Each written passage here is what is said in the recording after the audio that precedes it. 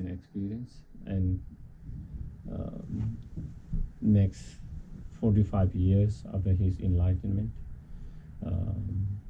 he travels and taught and shared, and among all his teaching that he did in over 45 years,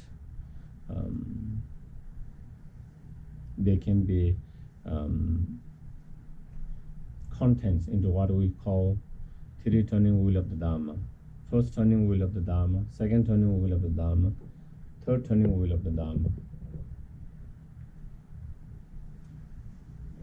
And again, when we talk about three turning of the wheel of Dharma, it doesn't necessarily mean the sequence is time, but it's based on the subject that he taught. So in the first turning of the wheel of Dharma, which one of the first teaching that he gave was on Four Noble Truth. And not only first time, that was the first time that after his enlightenment, he gave that teachings, a dear path, to the first five disciples. And of course, not only that time, he gave on Four Noble Truth many, many times at different places, to different audience. So all those teachings are kind of part of the first turning wheel of the Dharma. Okay, and that the Four Noble Truth is the very foundations of all other teachings and all the Buddhist practice. Whether it's a Theravada traditions, whether it's a Mahayana tradition, whether it's a Vajrayana traditions, all of them are based on that Four Noble Truth. And that is the very foundation and basic. And that was the first teaching that he gave.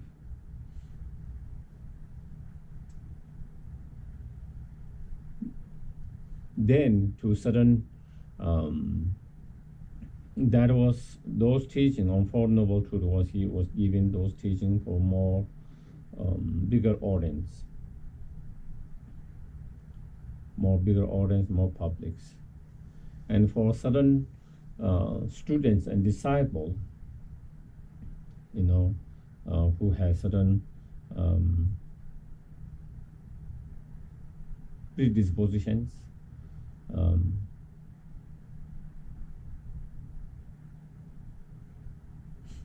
and who are ripened to understand some of the teachings,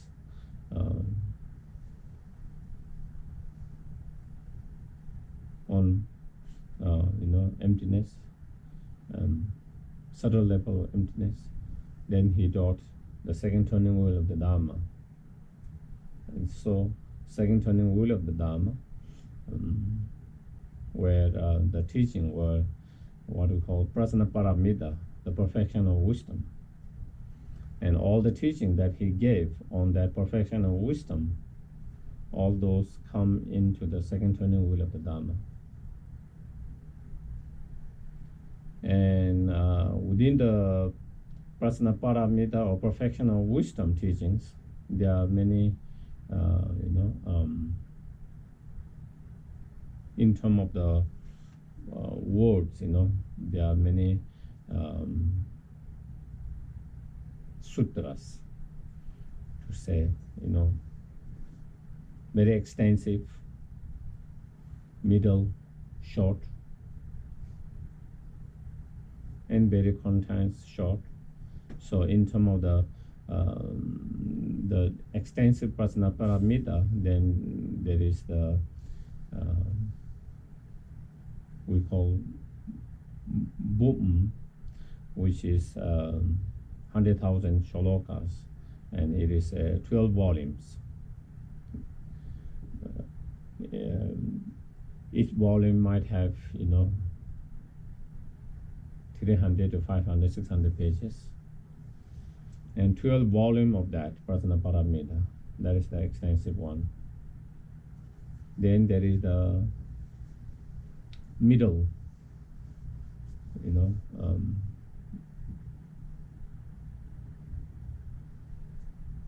20,000 shloka, and that one 3 volumes, and the shorter versions with Gedongpa with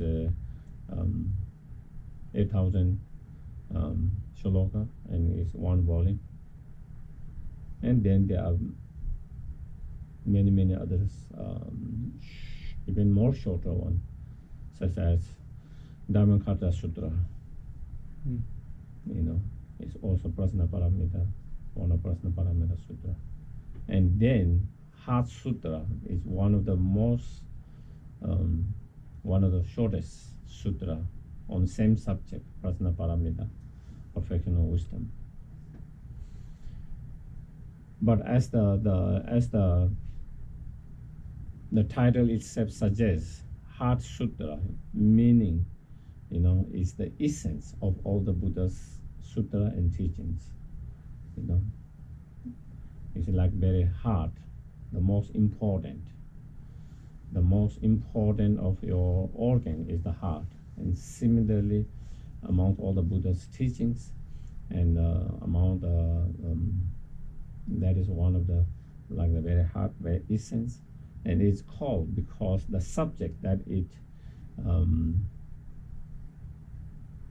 teach, you know, the ultimate truth, reality, or emptiness, is the very essence and very heart of all the Buddha's teachings. And Heart Sutra is recited, studied, reflected, contemplated, meditated in all different Buddhist Mahayana traditions. One of very popular sutras, among many sutras, one of the most popular sutras and common sutra that has been recited, studied, meditate, practice in all the various Buddhist traditions of Mahayana, you know, be in Tibetan, among all the different traditions in Tibetan lineage, all of them. And then Mongolia, which actually come from, which Buddhism spread from Tibet, and some part of Nepal, India, where also Buddhism kind of spread from Tibet also. And then, you know, the Mahayana Buddhisms that went from India to China, and then Japan, Korea, they all also study, recite, practice that in Vietnam, you know. So all the Mahayanas countries, in all the Mahayana Buddhist traditions, they all study and practice and recite. So that is one of the very, very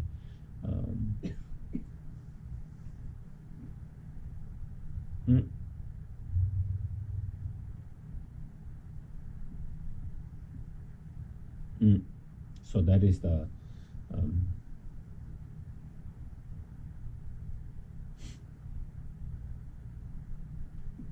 Heart Sutra.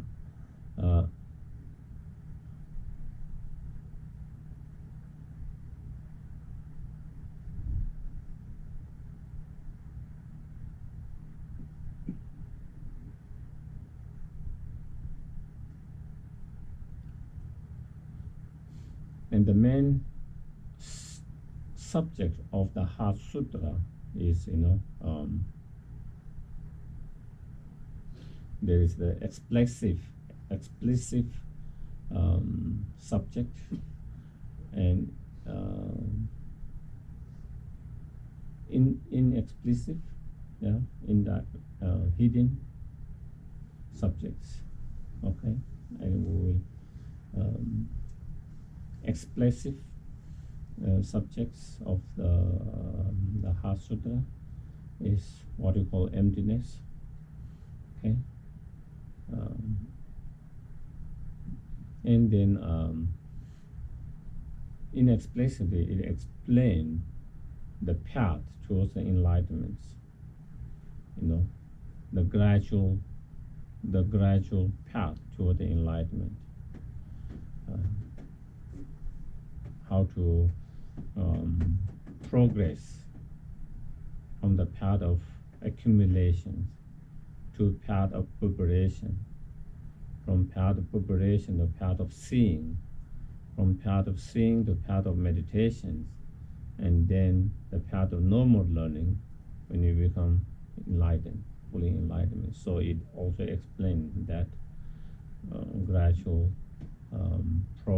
progress or journey of the path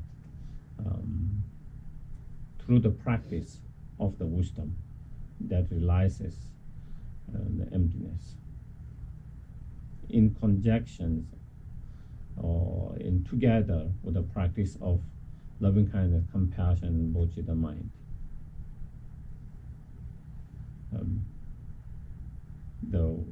The wisdom that realizes emptiness, supported by the method of loving kindness, compassion, bodhicitta, and together that, and then how one progress from one path to another path until one becomes fully enlightened. So that is the subjects of the Heart Sutra, and as I mentioned, the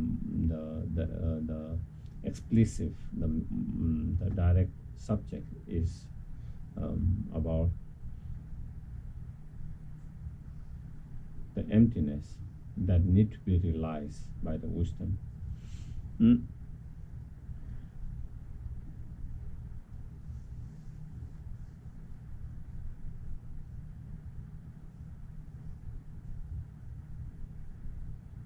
So I think I kind of want to touch on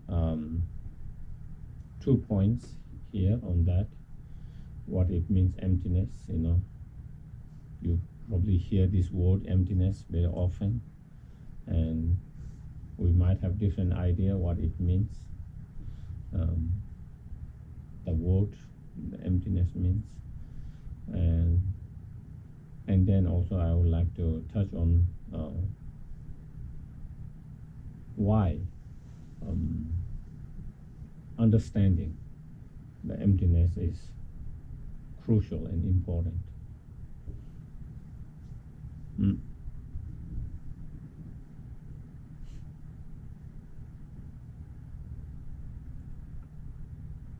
So maybe first I might want to talk a little bit on why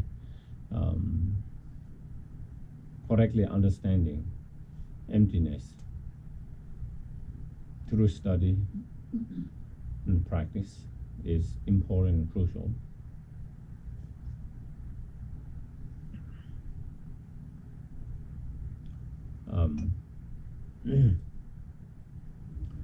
As one of the greatest Indian scholars and philosopher, Nagarjuna, said, you know, Nagarjuna is one of the most respected, known Mahayanist philosophers, scholars, sometimes known as second Buddhas, highly respected, most highly respected among the Buddhist teachers after Buddha himself, and most modern scholar would say Nagarjuna was around 2nd century. Even though in some Tibetan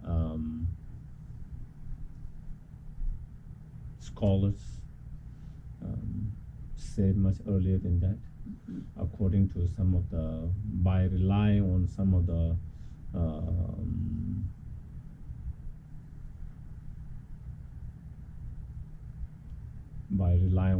the quotation that you find in some sutras.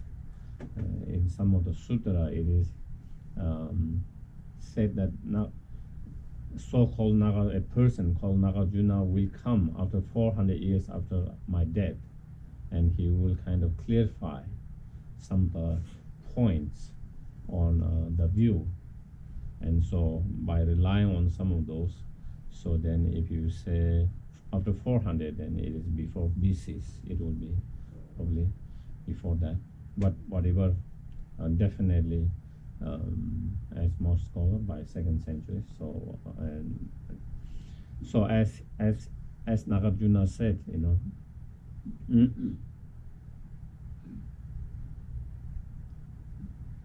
whoever do not understand and realize the emptiness, that persons will not be able to achieve liberation or nirvana, enlightenment. The only way to free ourselves from all the suffering permanently, not temporarily, but permanently, not only not only from one particular suffering, but all kind of suffering, as well as the cause of those suffering, the delusion, the defilements, the afflictive emotions.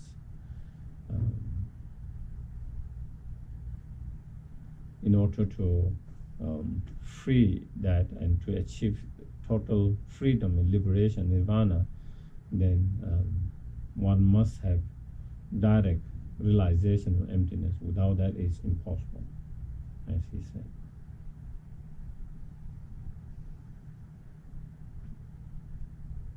In order to achieve any kind of enlightenment, that as it is explained in Buddhist teachings, 3 types of enlightenment. The enlightenment of hearer, the enlightenment solitary realizer, and the enlightenment of bodhisattvas, the fully enlightenment. Whether you want to have individual enlightenment or the bodhisattva's enlightenment, the fully enlightenment, the Buddhahood, whatever path you choose, in order to have the arhat, the enlightenment, then the wisdom that relies on emptiness directly is necessary, crucial. It's impossible to have those enlightenment without that wisdom, relies on emptiness. And so that is why. And so he continued, and the sentient beings, circle into the samsara, cyclic existence, again and again, continue to experience suffering, all kind of suffering, suffering of pain, suffering of change, and all pervasive suffering, all kind of sufferings, again and again, due to the ignorance of not realizing the ultimate truth, the emptiness. Due to ignorance of not realizing the emptiness, then we circle in the samsara and continue to experience suffering. In order to stop this continuous endless cycle into the cyclic existence and suffering, we have to stop that lead us to spin into the samsara. And it is the ignorance that kind of spin us in the samsara endlessly. In order to stop that spinning, you have to stop that make it spinning in the samsara, and that is the ignorance, the fundamental ignorance. In order to overcome the fundamental ignorance, then you need to have the wisdom that relies on emptiness, that contradict that ignorance directly. And so that is why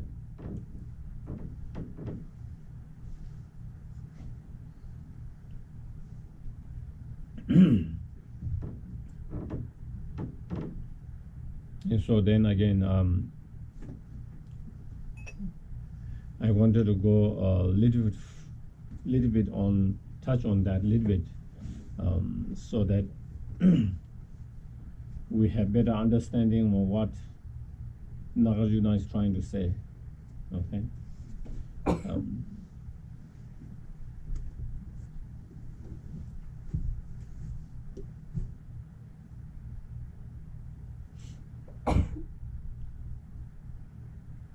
If we reflect, contemplate in our life, why we are so unhappy, why we do suffer so much.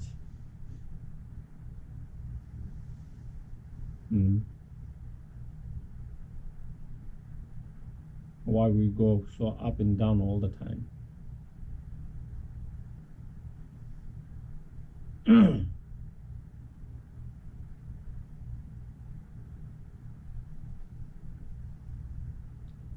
What kind of struggle we have.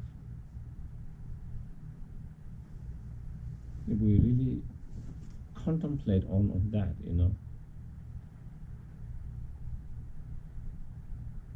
more deeply,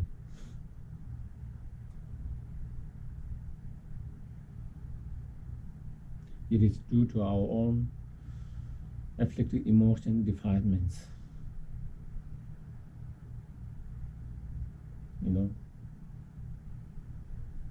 Nothing more than that. It's clear.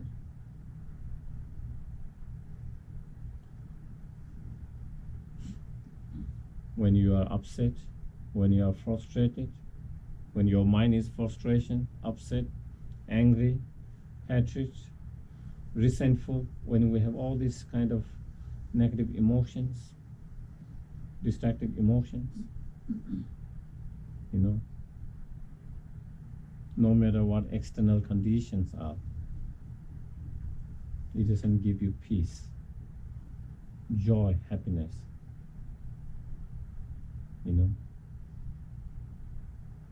It might be the best weather, you might have you might be with your best friends, families, best food, everything, but because your mind is so agitated and disturbed by one of those emotions, you feel very unhappy, miserable. Pain is clear.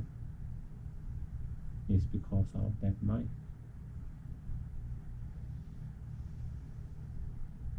And again, if we check in many of our life, even though we are making progress, even though we are,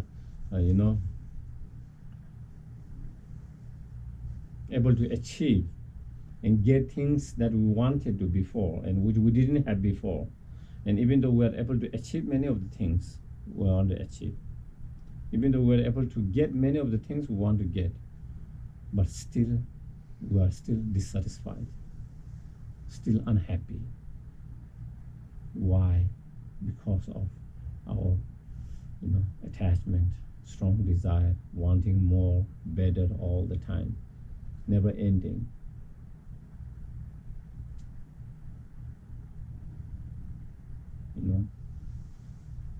When we have one house,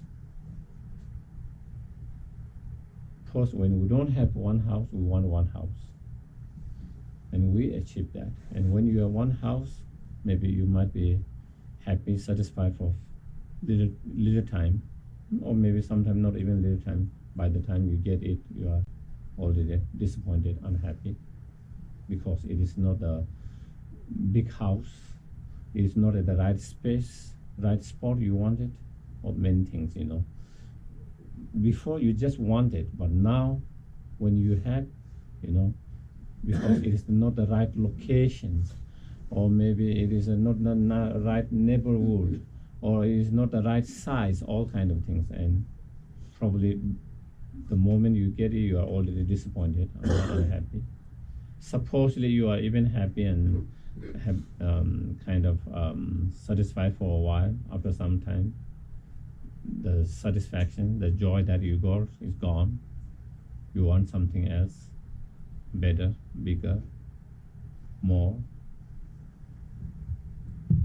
And the moment we have that, the moment we are not satisfied and happy with what we have, wanting better and more, then your mind is turmoil. Your mind is unhappy, dissatisfied.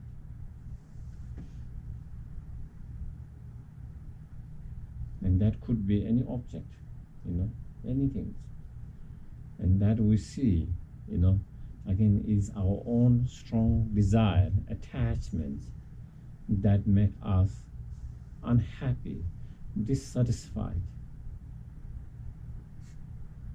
miserable.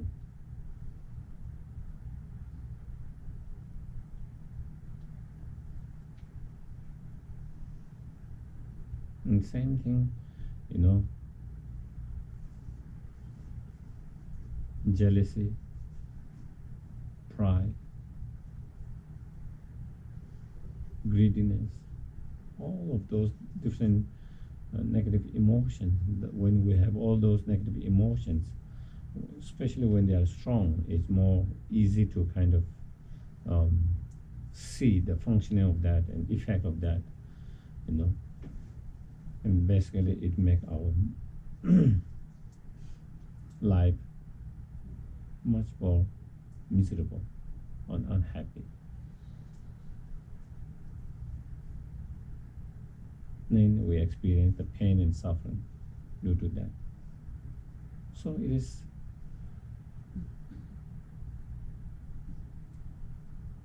is our experience, isn't it? It's our direct experience. It's nothing, something abstract philosophy. It's nothing, something abstract philosophy out there. It's our everyday experience. It's our everyday experience.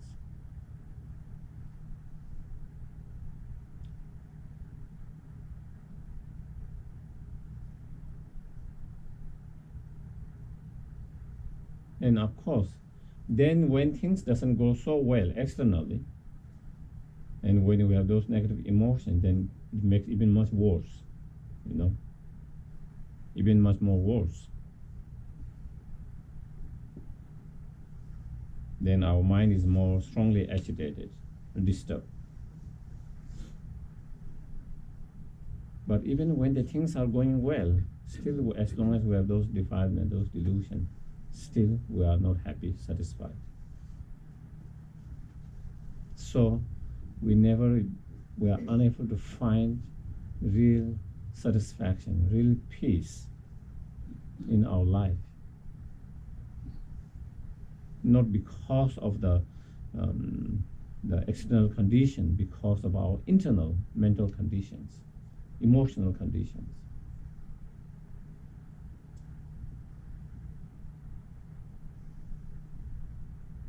And if you go beyond that,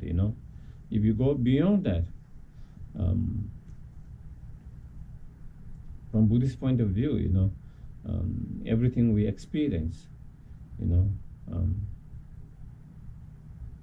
is due to our own actions, karma, and all the suffering, all the pain that we experience are due to our own unhealthy, negative actions, karma. And such unhealthy, negative karma or actions created due to our own delusion, defilements. And so again, it always comes back to our own delusion and defilements. And all the other delusions, defilement in Buddhist psychologies or study of the mind,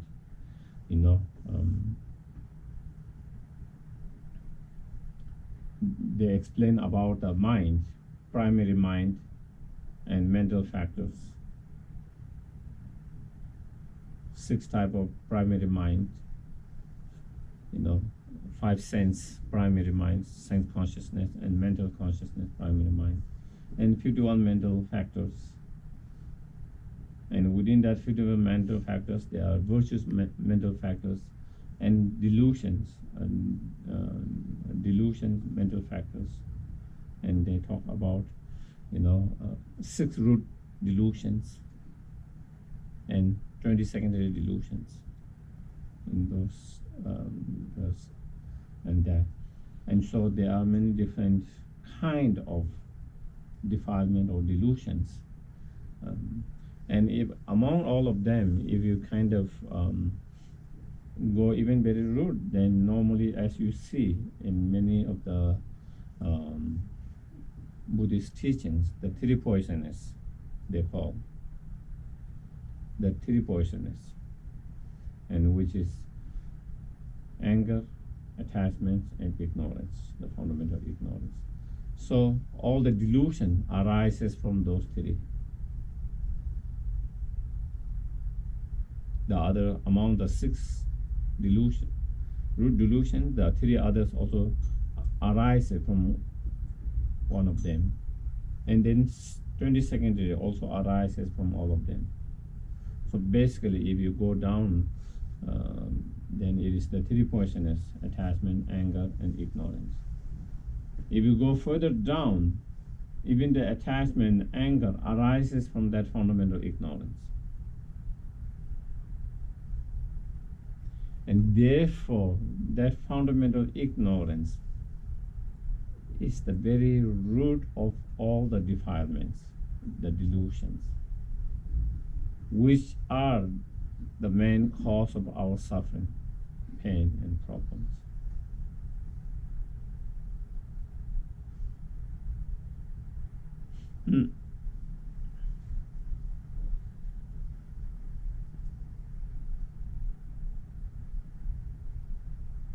So there, with that, what we see,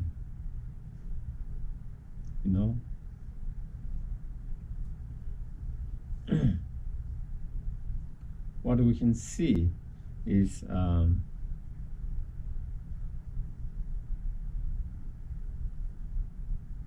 due to the ignorance, attachment, and anger arises, and due to that all other delusion arises.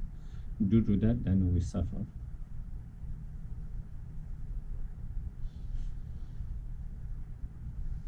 So then overcoming that fundamental ignorance becomes the key to overcome all the delusions, thereby overcoming all the suffering which are a result of those delusions.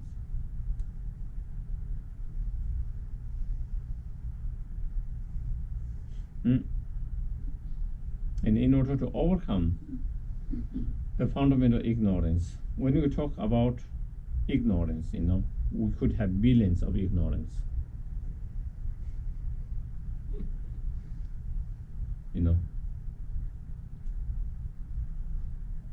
The ignorance of how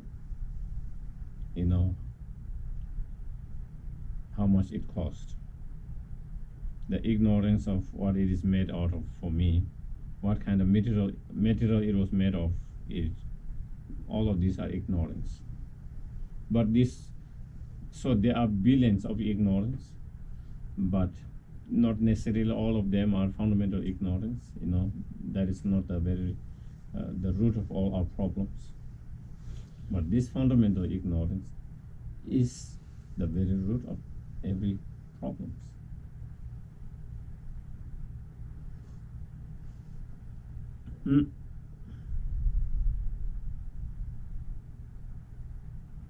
And this fundamental ignorance, misapprehend or misapprehend the reality, the nature of yourself, nature of your mind, nature of your body, physical aggregates, the nature of all other things.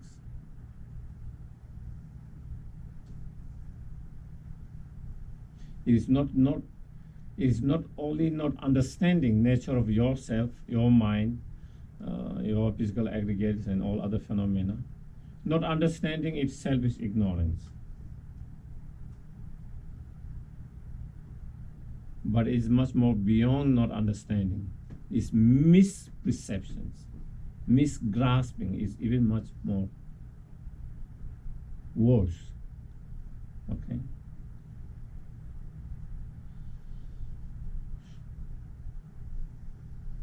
Not understanding,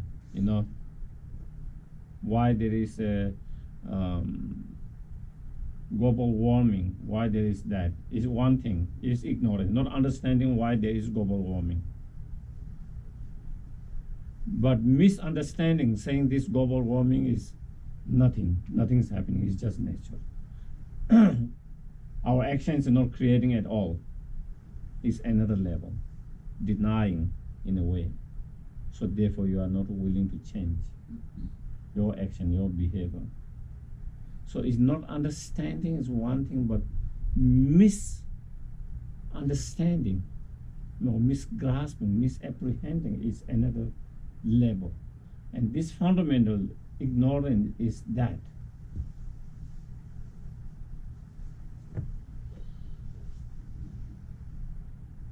It's not only not understanding the reality, but it's misunderstanding the reality, or misapprehending, misconceptions, mistaken.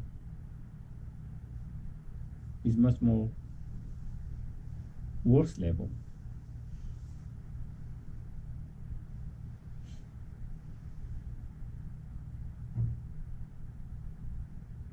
And in order to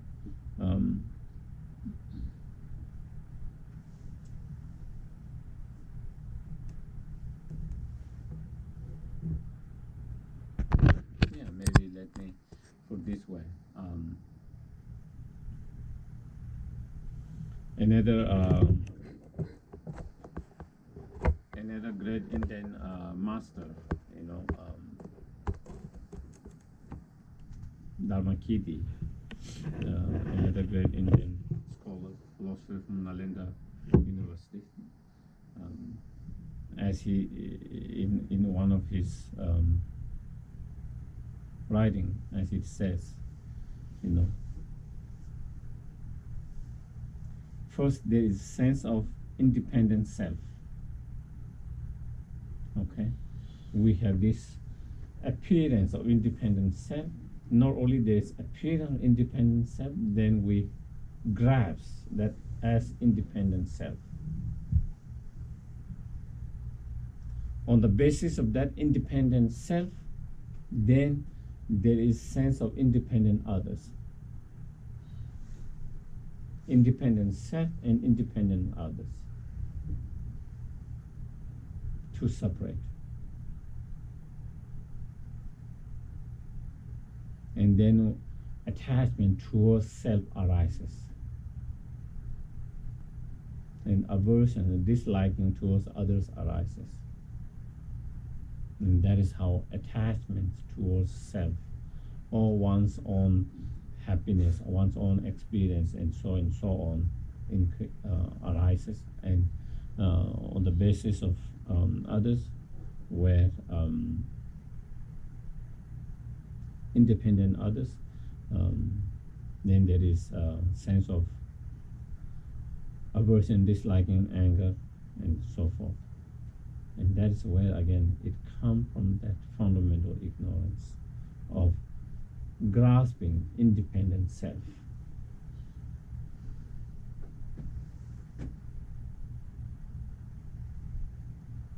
If you go a little further to expand that, first there is independent self, then there is independent others. And within the others, then there is feeling of independent friends, independent enemy. And towards those which we feel independent friends, we have liking, attachment. And towards those which we feel independent enemy, then there is a disliking, aversion, anger, hatred, and so forth. So here, it is important to understand how anger and attachment arise from that fundamental ignorance. And how other delusions arise from anger and attachments. If we have better understanding of that, then we understand why it's so important to overcome that fundamental ignorance. And why realization or understanding of wisdom, emptiness is so crucial. It is not so that we don't understand it is just a kind of fancy philosophy, you know. Very kind of fancy philosophy there, which is not really related to our own experience, you know.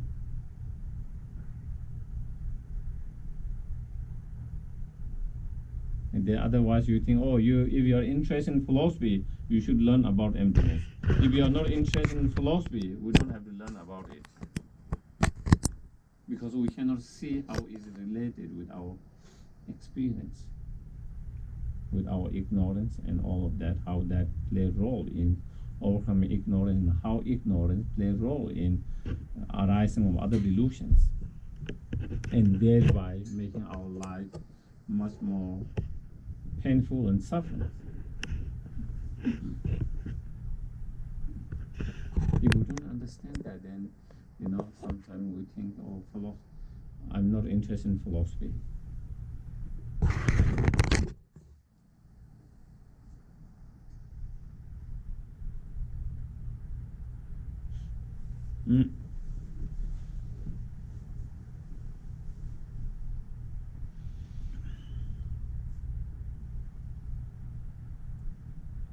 So then, so with that, I think we kind of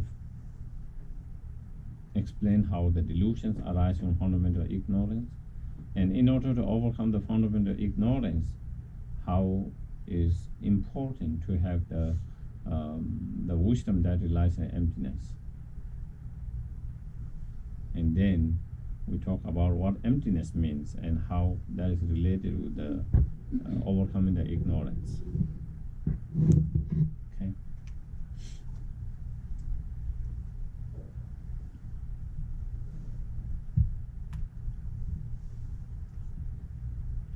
When we hear emptiness, the word, you know, there is a possible, a lot of times people misunderstand nothingness.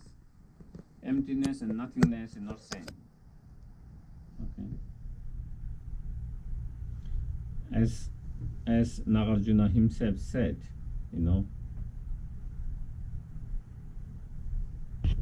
there is nothing which is not emptiness, and there is nothing which is not dependent arising.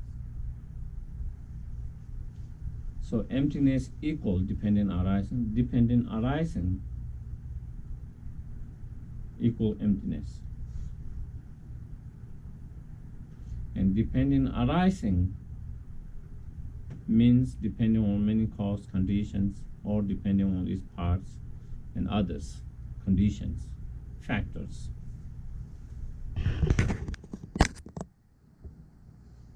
So emptiness means empty of independent existence. It is not saying nothingness, but it's saying empty of what? Empty of independent existence. Okay? The self is empty of independent. The self is dependent arising.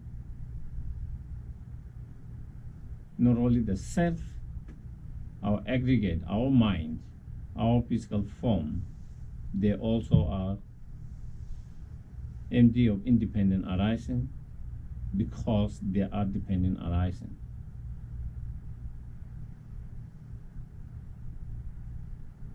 By depending on other factors, conditions.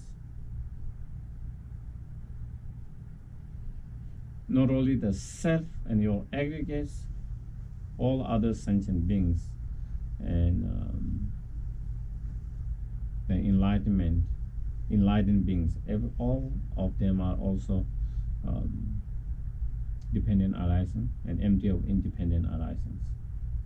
independent existence.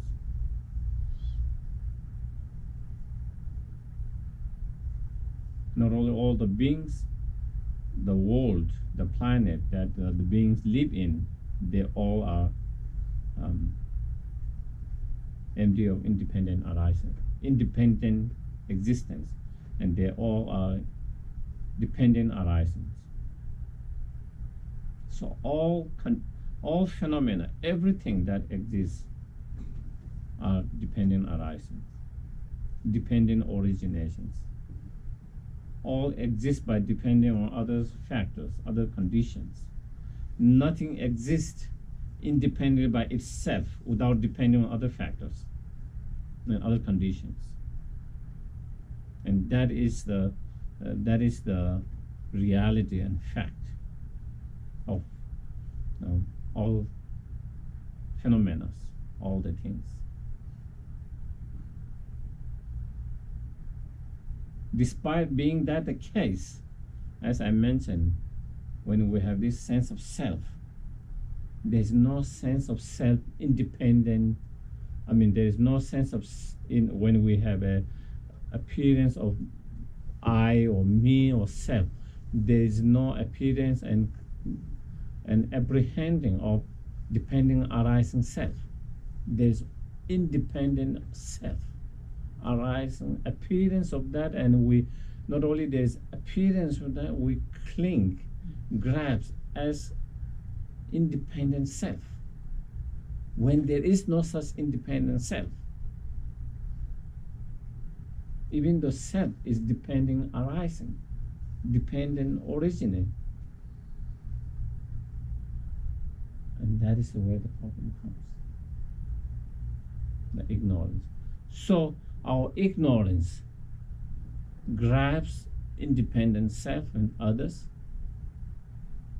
whereas when you have wisdom that realizes the emptiness, and when you have that wisdom that realizes self is dependent arising, others are dependent arising, all phenomena are dependent arising, that wisdom that understands dependent arising contradict that fundamental ignorance that grabs independent existence.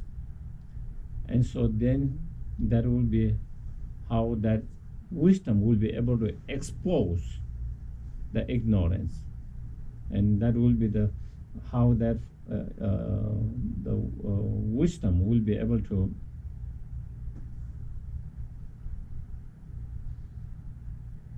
destroy that fundamental ignorance. And so with that we kind of, can you see the relation of why realizations of emptiness, of subtle dependent arisings, can overcome that fundamental ignorance? Yeah? You see the relationship there? So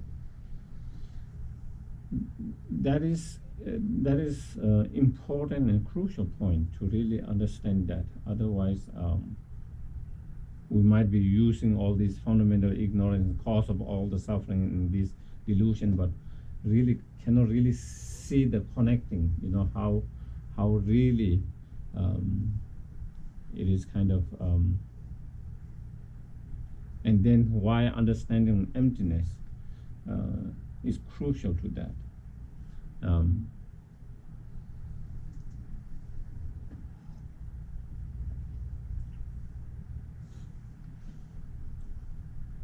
Why that wisdom is crucial to that.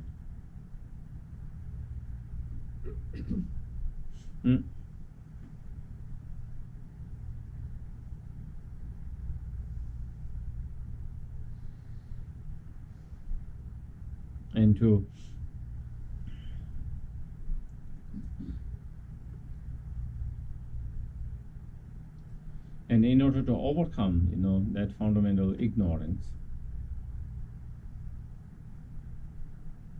as I mentioned at the very beginning, we need to have direct realization of emptiness. In order to have that direct realization of emptiness, First, we need to have the special insight that relies on emptiness, but with the concept, with the reasoning and logic. And in order to have that special insight, then we need to have karma abiding, the shamatha. And in order to have a karma abiding in shamatha, then we need to have a good, solid foundation of ethical or moral discipline, the practice of ethical and moral discipline. And therefore, that in all the Buddhist teachings, whether it's Theravada, whether it's Mahayana, whether it's Vajrayana, they all talk about three high trainings. The three high training of moral discipline, shamatha or karma abiding, or meditative concentration, and the wisdom of special insight. And again, how each of those practice leads to the next practice, and the wisdom being the actual direct antidotes towards the fundamental ignorance, and thereby being antidote to all other delusion that arises from that fundamental ignorance.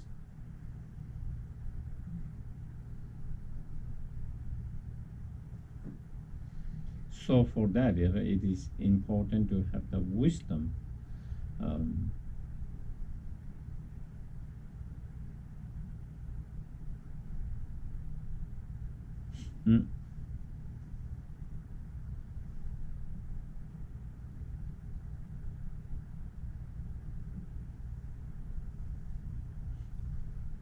And these three high trainings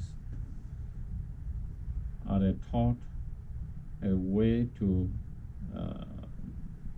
deal with the defilement, the delusions. Starting from the very beginner, and then as we progress, for the very beginner who does not have the karma abiding, shamatha, meditative concentration, who doesn't have the wisdom, how can they deal with the delusions? We don't have the wisdom, realizing the emptiness. Neither we have the karma abiding, shamatha, but we have delusions. And so and one of the methods for the beginner is how to keep distant from the object that give rise to the delusions.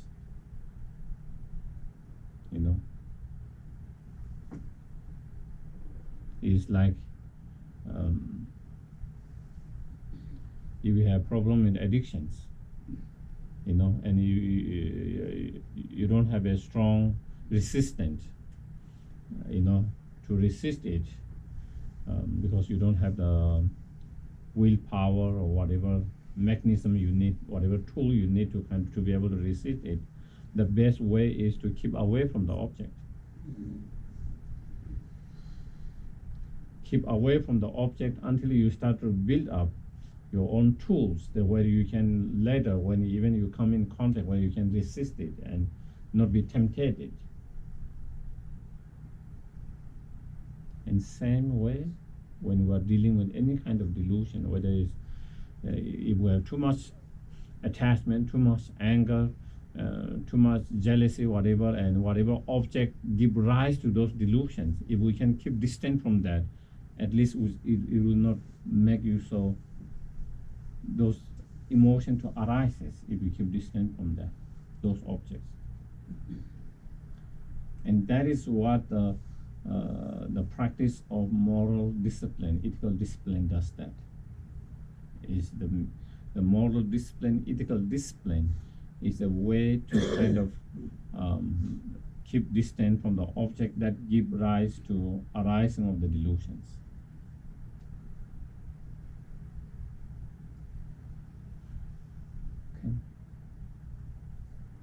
But of course, we want to improve in that, not only kind of keep away from the distance, but to be able to resist and not be tempted, or even when you come with the objects. And then next level of practice, on the basis of that, is karma abiding, shamatha. And through that practice, when you have developed karma abiding shamatha, even when you encounter any of the objects,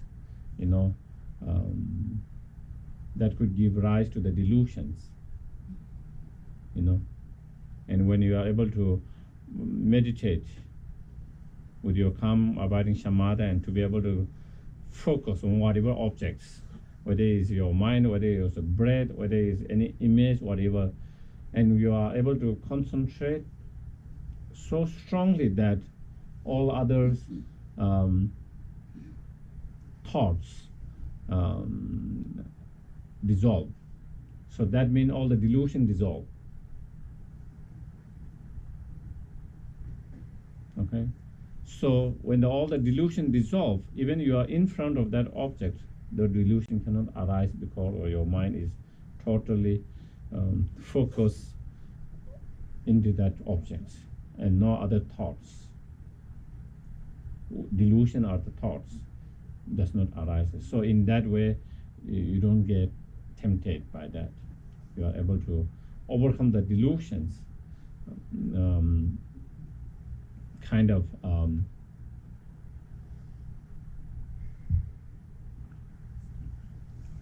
overwhelming, overpowering the delusions.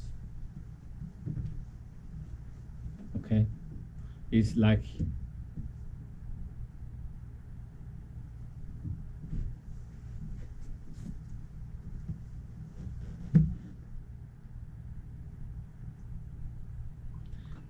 you stop shaking the muddy glass. Okay? Normally we always shake this muddy glass. Okay? So mud, the water is murky all the time. So our mind is delusions all the time there. So with that kind of concentration, karma abiding, you started not to shake up. And so all the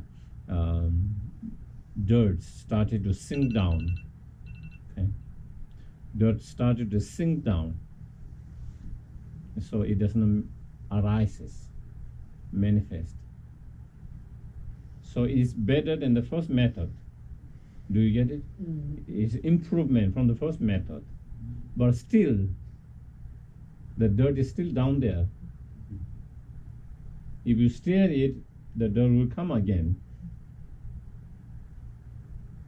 So it is not the final solutions. The solution at the moment, it is not manifesting because you are not shaking it. But the dirt is still there, down there. The moment you are not in single point of concentrations, and then conditions come, and then your delusion again arises. Again, you can go back to meditative concentration and then dissolve all the delusions there for a moment. You feel calm, peaceful. The delusion started to dissolve. All the dirts in the shaky water started to dissolve, and then you see the clarity, little bit of clarity on surface level, peace, calm. That is much more improved than the first level, but still there. But again, when you are out of that meditative concentration, you cannot be in meditative concentration all the time when you have to engage in other things and all. Then again, cause and condition, then again delusion arises. So, for the delusions to completely get rid from that, instead of not shaking it, you actually shake it and take all the dirt out.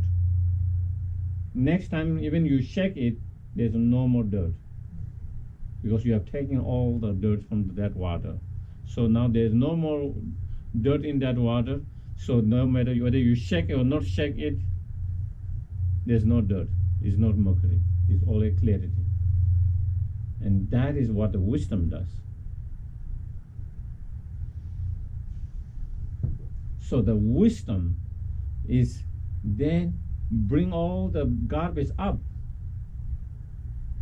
So that is where, we have a lot of time people, I get questions when we talk about a lot of people thinking, meditation is suppressing your negative emotions or whatever emotion, whatever feeling. It's not suppressing, especially when you use the wisdom. Okay? You actually intentionally bring up all the garbage and then looking at it with a different eye, different mind, with the wisdom mind. Okay? So you look with that wisdom eye or wisdom mind, and then one by one you clear all this garbage that has been lying there.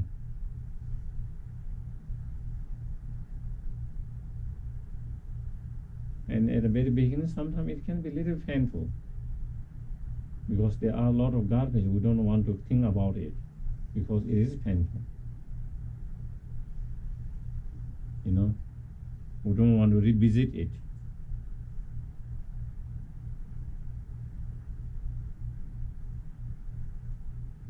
We rather not to think about it, but still it is there. The pain is still there. And then sometimes something triggers you, and then pain arises, and then,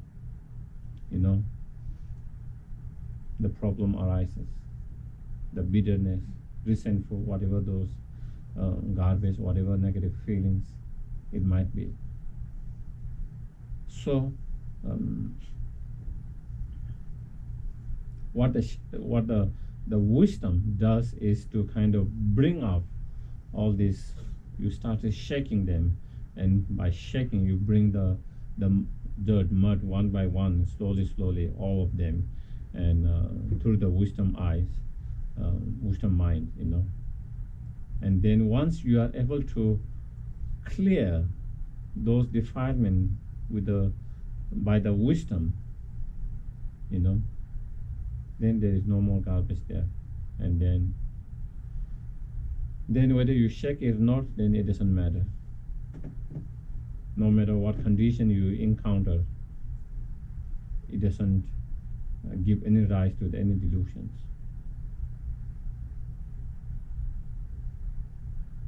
And that is where we need that wisdom that realizes the emptiness.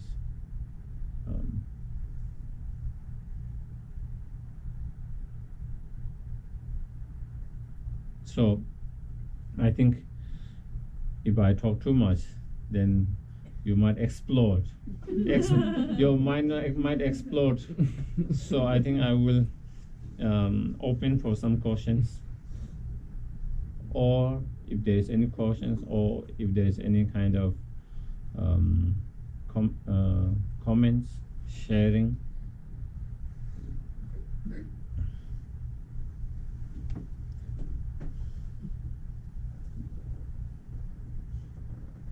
Sometimes we need one break first, and then after some time we have to say, no more time, we have to stop here.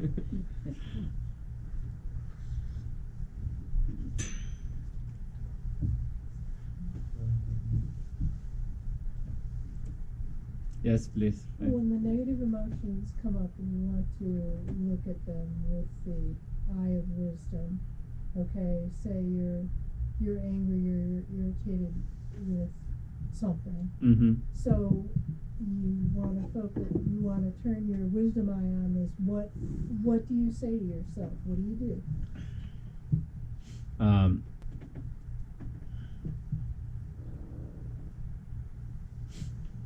I think if we have when we have the direct realization emptiness, then you go to the very root of that. But when we don't have that, at least at the moment,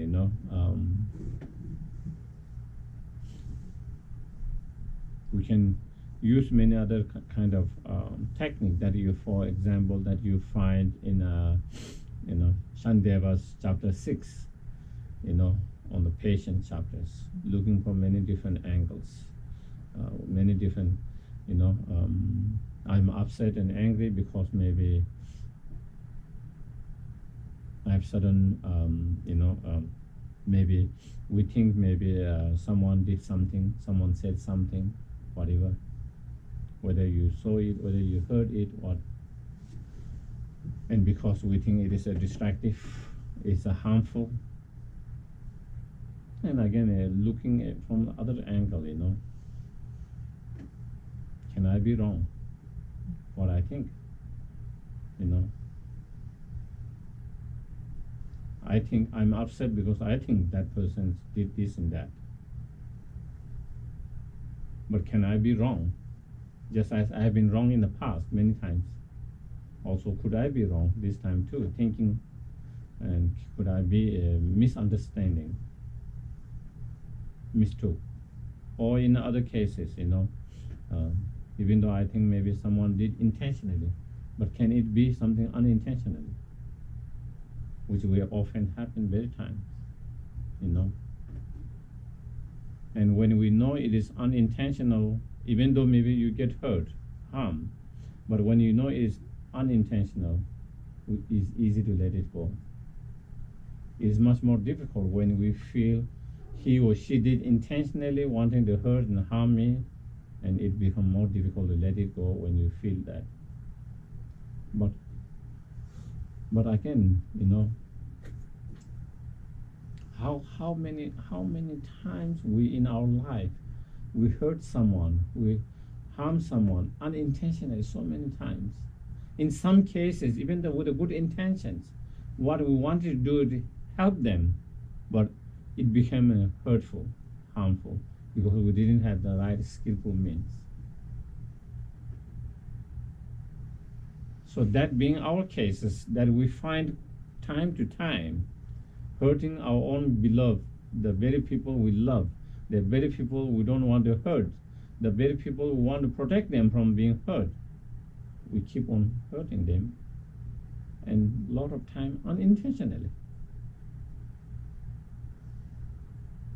Can that be the case? Just having that caution help us to not be so rigid and so strong. Just even having that thought, can it be possible?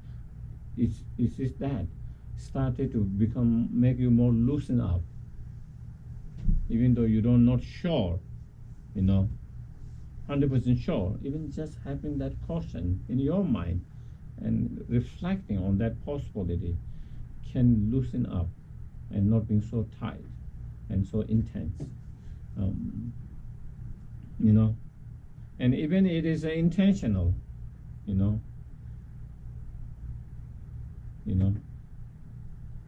from karmic point of view, we have created some cause and condition that provoke that person in such way,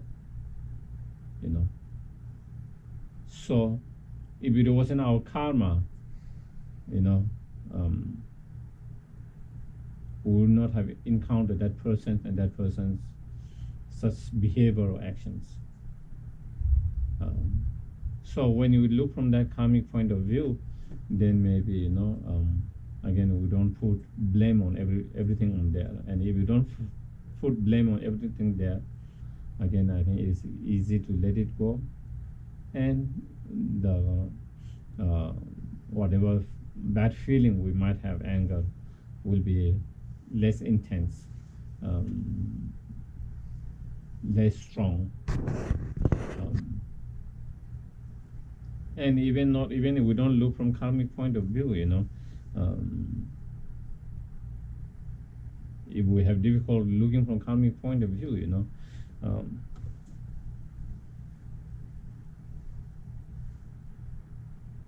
sometimes you can say, it's just a unlucky and coincidence that you happen to be there at that time to feel that energy of that person's actions and behavior. If you're a little bit late, probably you wouldn't get that one. Or if you're a little bit earlier, you wouldn't get that. It's like you happen to be at the right time when it's pouring. You could have been there a little bit earlier, or a little bit later, but you happen to be at that right time when it's pouring, you know. So, um, so it's bad timing, you know. So again, if we see that, again, maybe it can kind of help us. So it is looking with that kind of different wisdom, you know, different wisdom eye analysis, instead of being so fixed. That is what I think, and that is how it is, you know. That is how I feel, and that is what exactly that is. There is nothing more than that. That fix, instead of doing fix, it is possible. Something else, looking from all these different angles. And then, as it says in all the Lojong teachings, and as Shandeva, you know, as it says again, if we can even look from, you know, another point of view, you know, like that, from spiritual point of view, because of that person's action and behavior, it is giving us the opportunity to practice patience and to really develop the patient practice. If we don't encounter such person and such person's behavior, we can never practice the patient and never be perfect to practice the patience. And therefore, that person providing me that opportunity and seeing that person as a teacher, as a guru, if we can see that, even better. Even though it's not easy. It's not easy, but definitely if we can see that again. So then instead of seeing it as a harmful, you see it as a helpful.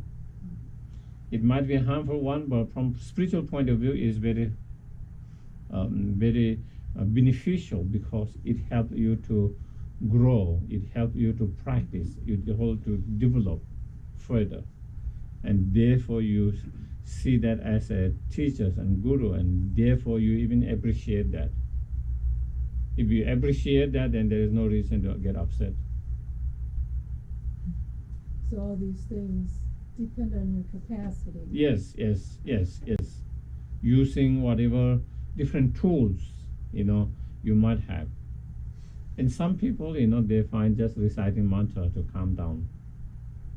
You know, when they are in a moment of emotions, whatever that anger, angry and frustration, whatever. For some people, even just reciting a mantra have them to calm down, be more calm, peaceful. Breathing, you know, taking a deep breath and then watching your breath up and down a few times, 9 times, 21 times, sometimes more than that, and just watching eventually can help you to be more calm, peaceful. And when you are more calm and peaceful, then you have to bring the garbage again, you know, because it's still there, you know. So in the end, we do have to bring the wisdom to clear it. But immediately, sometimes when you are in a turmoil of that, your emotion so strong, then even you try to use all this wisdom, you know, wisdom eye, sometimes it cannot. Your mind is too strong. So you use whatever tools to quiet your mind. Once you are more calm and quiet, then you bring the wisdom eye and then kind of clear it and not to hold on there. Yeah.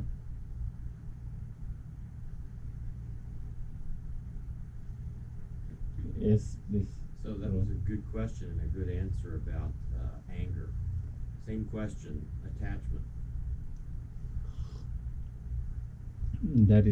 That costs more.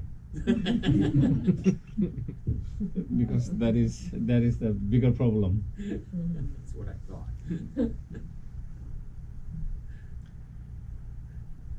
Yeah.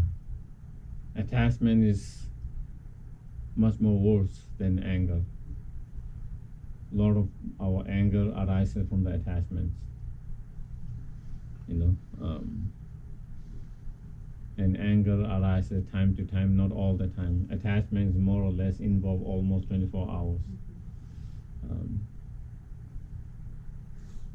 So again, overcoming the attachments, for beginner, as I mentioned, to kind of stay away from the object of attachments.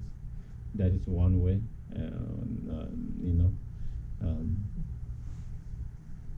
especially if we don't have the strong practice and tool to resist from arising attachment when you encounter the objects. That is one way of doing it. And second things, is again cautioning. When you are attached to certain objects, why we are attached? Because we feel we need it, we want it. Why do I want it? Why do I want it? Even just that caution can help. Sometimes before immediately reaction might be attachment. I really need it. I really want it. But once you start to ask why I need it, do I really need it? Do I really want it? Just that caution can sometimes change your mind. Oh, I don't really need it. I don't really want it. And why do I want it? Why? And maybe we think, oh, if I that, it will make things more convenient. It will make me more happy. But then caution comes next. Will it really make me more happy if I have that object? Will it really make me more happy? Will it really make me my life more simple and more, or will it make me more complicated? Will it really make me more convenience or inconvenience? So many things we buy and we think because we think it will make our life more convenient. It makes more complications once we have that. We find many things like that. Before we bought it, we think it will make my life more easier. But once you had it, it makes you more complications. And so just even cautioning those things can be helpful, sometimes. Really thinking when we are attached, we only think, only the positive side of that could, and we don't think of negative side that could have. So just thinking there might be this positive side, but also those negative side, and then seeing, do I really, which one? Maybe sometimes there is more negative side than positive side. Do I really need it? Do I really want it? And that could be certain kind of practical way to kind of think it, And sometimes as we investigate, analyze, and then we think, oh, I don't need it. I don't want it. And then the desire becomes less. We can eat it well. And then, as in all the teaching, it says, meditation on impermanent, impermanent of the objects, that is going to change. Nothing lasts. So why do I cling so strongly?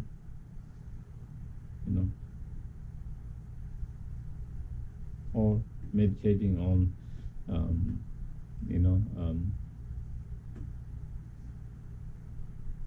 nature of suffering, nature of the impurity, essenceless, in that object that we're attached to. If you really think deeply, there's nothing really essence in that. And seeing the essenceless of that, and then meditating on also the emptiness of the objects. So, depending on what particular meditation we are more familiar with, and with what particular meditation we are more strongly familiar, and which we are more strongly effective to us, and so bringing those different, trying those different meditations. Yeah. Okay. So we'll stop here. So we do the dedications due to all the virtues that we have created. May ourselves and each and every sentient being be able to clear and purify all the negative emotions and all the sufferings, and then to achieve all the positive qualities such as loving kindness, compassion, and wisdom, and achieve fully enlightenment as soon as possible.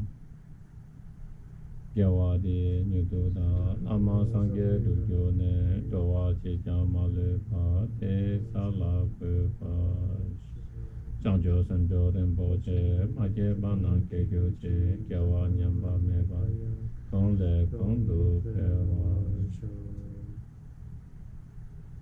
Thank you, thank you, thank you, thank you.